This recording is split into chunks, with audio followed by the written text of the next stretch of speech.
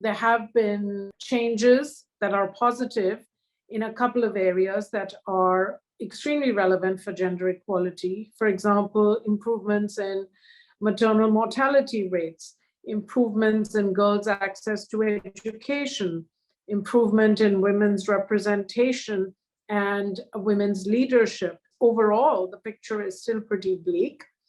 And I would say it's bleak because we still face the scourge of violence against women. That has not changed significantly. What's missing, first and foremost, is political will to really make a big difference.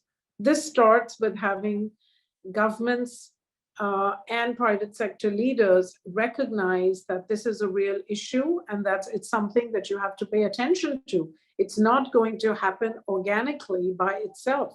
It requires focus. If we're serious about addressing violence, for example, against women, then governments have to consider this the same way that they consider the crisis of the pandemic. It is what the Secretary General called a shadow pandemic because it is widespread and not addressed sufficiently. SDG 5, which is gender equality, is the docking SDG for other SDGs.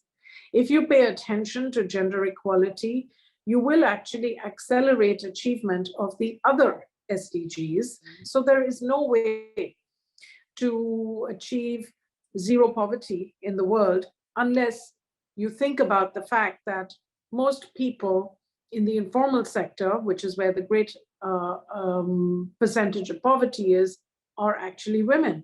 Closing the digital gender gap means getting more girls back into school. It means making your economy more productive and growing it because you are leveraging the skills and capacities of your entire population, not just half of it.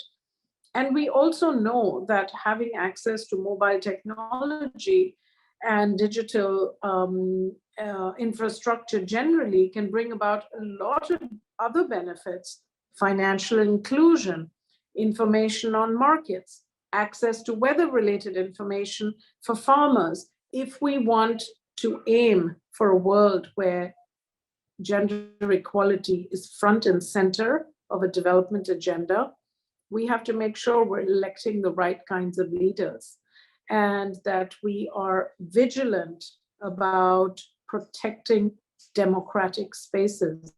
Before the pandemic, the estimates were that it would take about 99 years at the current rate of progress to achieve gender equality. Post-pandemic, because so many rights have been rolled back and so much progress that had been made was undone by the pandemic, particularly when it comes to women's participation in the labor force, women's ability to hold jobs.